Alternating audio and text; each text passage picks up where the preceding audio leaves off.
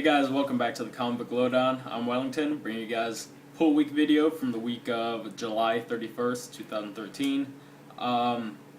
Before I get started, I want to tell you guys I saw the Wolverine movie yesterday. It was pretty cool.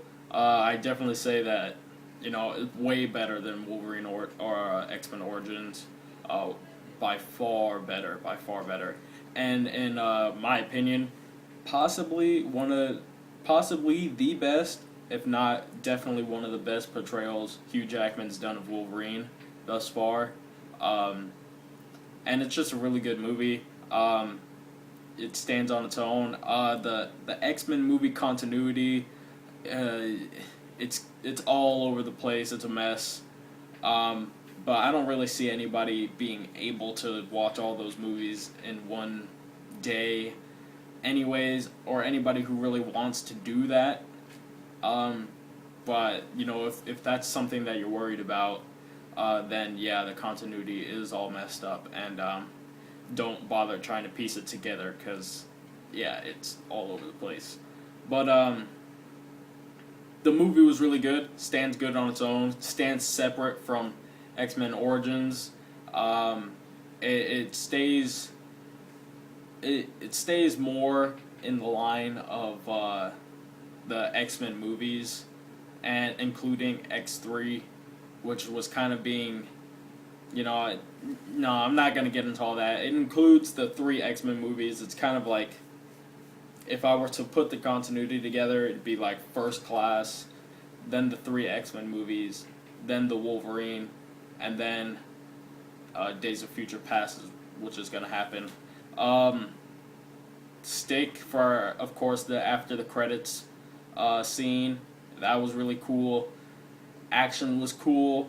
The story was pretty cool as well. I thought it was plotted very well, done very well, was engaging. It's a long movie, and it doesn't even feel long because, they had a lot to do with this movie. They didn't, fill it with a bunch of meaningless action, and they didn't fill it with, meaningless story. It all flowed well, and I very much enjoyed it.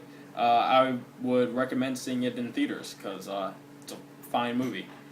But anyways, enough movie talk. I'm gonna get to the books, starting with the 2 online books I read, starting with Marvel, and going with Guardians of the Galaxy issue number 5. When I was reading this, first of all, let me say I enjoyed this issue. I enjoyed the character interactions, and of course the art by Sarah Pichelli, who does the art on Ultimate Spider-Man. I enjoyed this book, but the one thing I was trying to do was kind of separate this from having any tie-ins with Age of Ultron, even though that's really impossible. I tried to do it as much as I could to enjoy this book as much as I could, because Age of Ultron kind of has this overbearing badness to this book, or towards the character of Angela in the Marvel Universe, really. And of course, she's on the cover, and we all know she was gonna pop up in Guardians of the Galaxy. She's in this issue, and what she does in this issue is all right. She doesn't do much really, but it's all right. But they kind of are going. It seems like everything didn't flow from issue 4 to issue 5. But I don't think that's, I don't even think that's Bendis' fault, honestly, because Age of Ultron was supposed to be the last story arc to his Avengers run, and which was years ago. That's why you were seeing all these characters like Moon Knight and things like that, and just Spider-Man was really Peter Parker, and then that's why they did that AU issue to kind of make it the Superior Spider-Man, Doc Ock, Peter Parker. But Age of Ultron was messed up because Bendis didn't put out his stuff on time, and things changed. So that's why Age of Ultron sucked, and that's why it's kind of messing with some of the books, or it's messing with Guardians of the Galaxy and having Angela in it, because they need to do something with her, and they put her in this book, and it's kind of just screwing things up. But on this book alone, the standards of this book alone, it was enjoyable, and I liked it very much. So not Age of Ultron, Guardians of the Galaxy issue number 5. I know a lot of people are dropping off it. A lot of people are getting tired of it. I very much enjoy it. And yeah, sticking with it. Good book for me. Next book, though, blows out many of the books this week out of the water. Just blew it out, and that's Animal Man Annual issue number 2. This book was so heartfelt. So this takes place before Animal Man issue 21. They have an editor's note. And it's still Buddy dealing with the death of Cliff, and that story, and then it flashes back to the day that Maxine was born, and before she was born, and like Buddy and Cliff kind of going about their day and things going wrong, and then the way things happen. It's kind of like heartfelt, and then when you get back to the present and Buddy's freaking out over like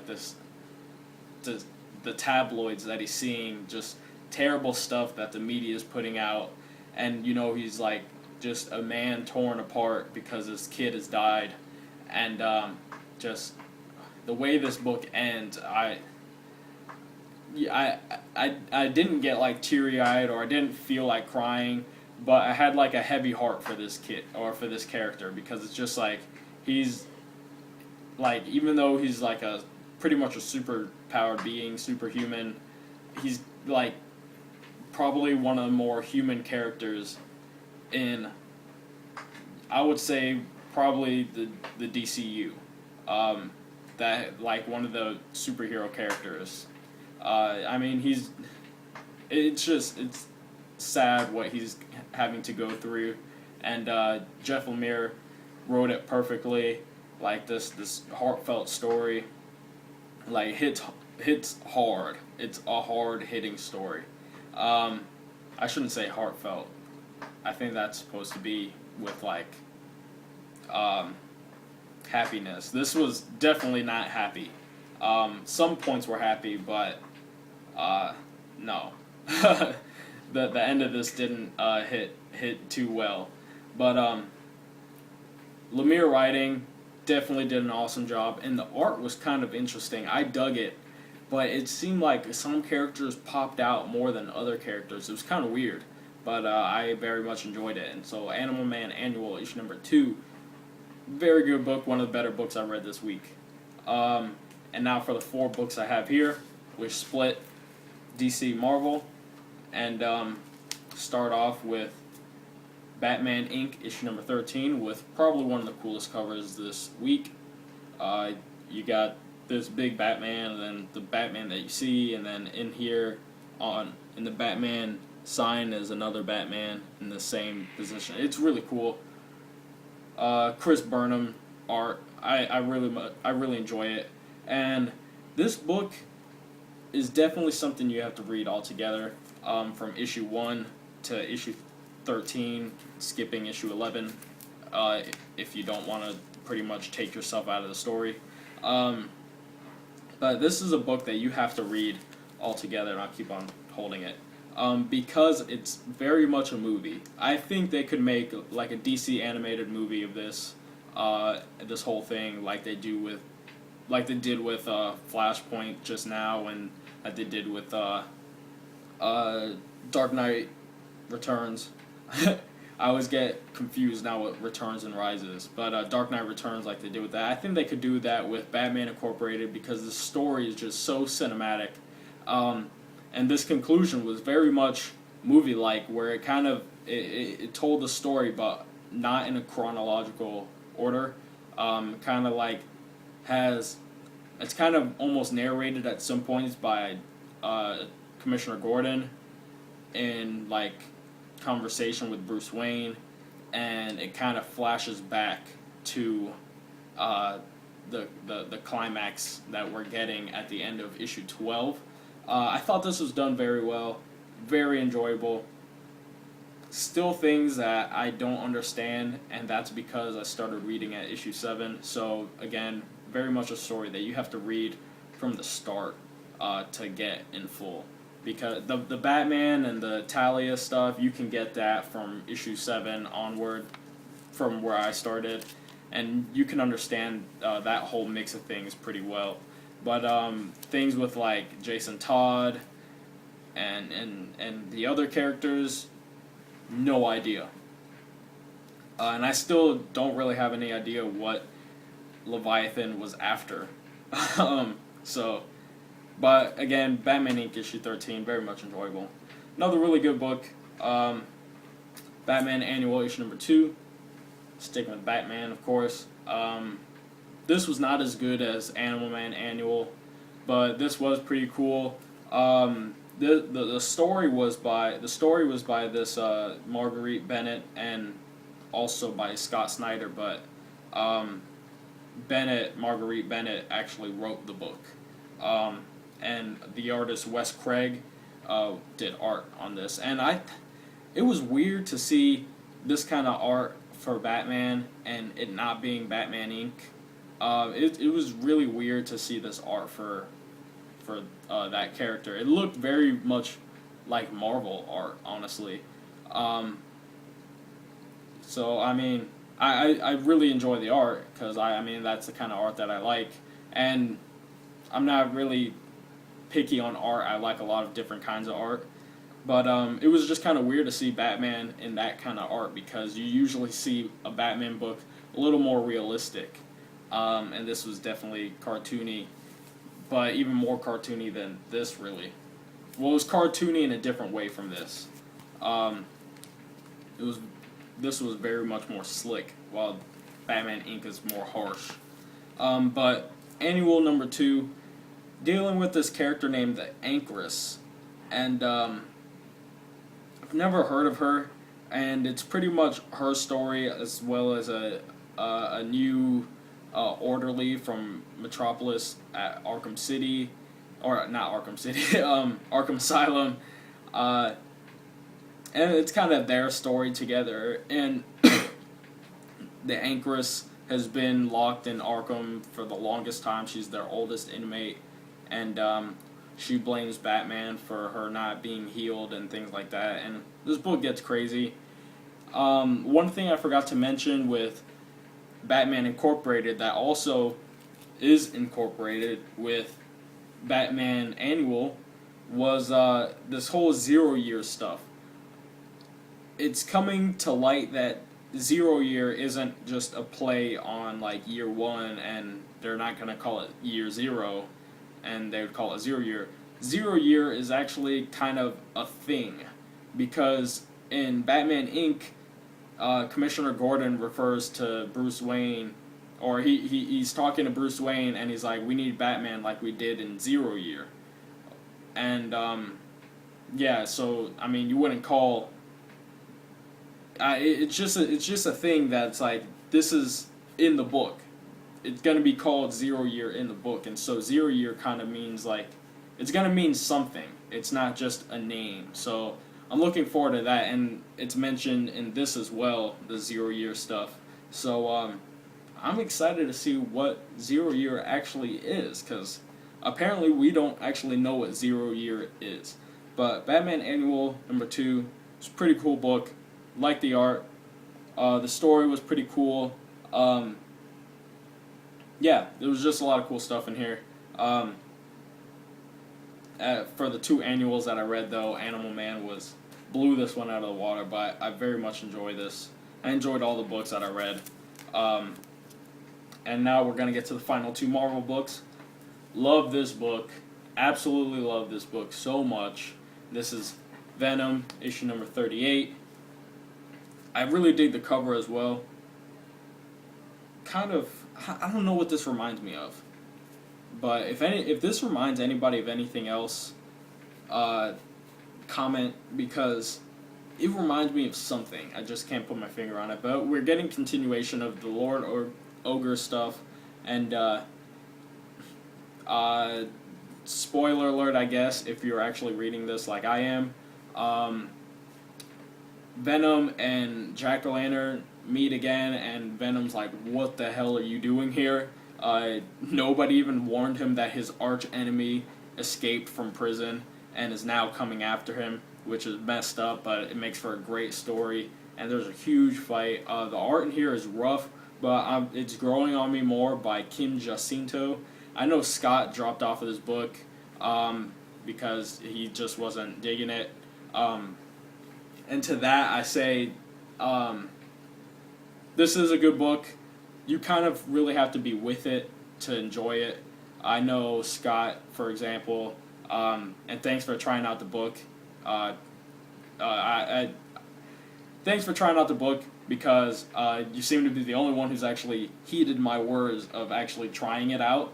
But Scott, for example, is more indie guy now, kind of moving towards indies, so I can see where he wouldn't like this book.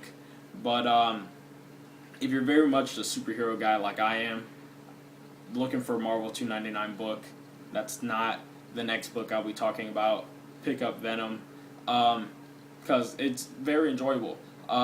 Anyways, continuing on, there's a girl in this named Andy. She's been a character in Philadelphia and Venom. Like, she's a Philly character that Flash has recently met. And her relationship with her and her dad is kind of cool. Like, really, it's kind of funny. And then things happen in this that just absolutely crazy. And this book was awesome. And at the end of this, it was awesome. And I cannot wait for the next issue. I hope there's another artist on here. Not that I don't like this art, but I like other art better. The art didn't really bother me in this, but a better artist is always better for a book. So, but Venom, issue 38, definitely a really cool book. Venom is kind of coming out to be a book that you kind of need to know some of the backstory about to really get the full effect of the book, because they keep bringing things up from like the Remender run, early issues, into this book as late as it is, and I think it's kind of confusing for new readers, but for a reader like me, I have all the issues and I read them all. Definitely very much enjoyable, but is edged out by, of course, everybody knows this is always going to be my pick of the week, no matter what. I can't see this book ever getting bad, and of course, this is Daredevil issue 29. This book was so freaking good. It was so freaking good. We got the continuation of the whole Sons of the Serpent, not anti-Semitic, racist. They were racist. Kind of setting this guy up who used to be part of them, and he got shot last issue. Matt Murdock's old bully, and things just go crazy in this book, and it's so freaking good. There's so much that happens in the book that I can't really go into detail with it because it's just too much, and this video is already too long. But if you're not reading Daredevil, I don't know what you're doing, because this book and the art by I think this is Javier Rodriguez. Hopefully that's his first name. But Rodriguez's art very similar to Sam Nee, not exactly the same, but similar. And just this book is so cool. There's so many cool panel layouts in here. There's cool the art itself. The writing is fantastic. The story, the way it unfolds itself, is awesome. Everything is awesome from from the front cover. The cover is awesome. The previously page is awesome. So that's 2. The book is awesome. Even the advertisements are awesome. Besides one, and I'll get to that in a quick second. But Daredevil issue 29, my pick of the week. Probably the best book at Marvel, and it's only $2.99. The one advertisement, getting to that real quick before I hope this doesn't run out, but the one advertisement I saw was, after Infinity, there's going to be another freaking Avengers book. It's going to be called Mighty Avengers, and it's pretty much looking like it's going to be a team just filled with like really the black characters in the Marvel Universe, including Superior Spider-Man, so they can get a main character. like they did with Guardians of the Galaxy with Iron Man being there. They're kind of just trying to incorporate a big character so people will read it. I'm not going to pick it up. I don't pick up any Avengers titles, and there's way too many of them. So I'm going to end this video on that note, unfortunately. But Daredevil's awesome. So now I finished it on a great note. And thank you guys for watching. I'm Wellington, signing off with a Comic Book Lowdown. I'll see you guys next time.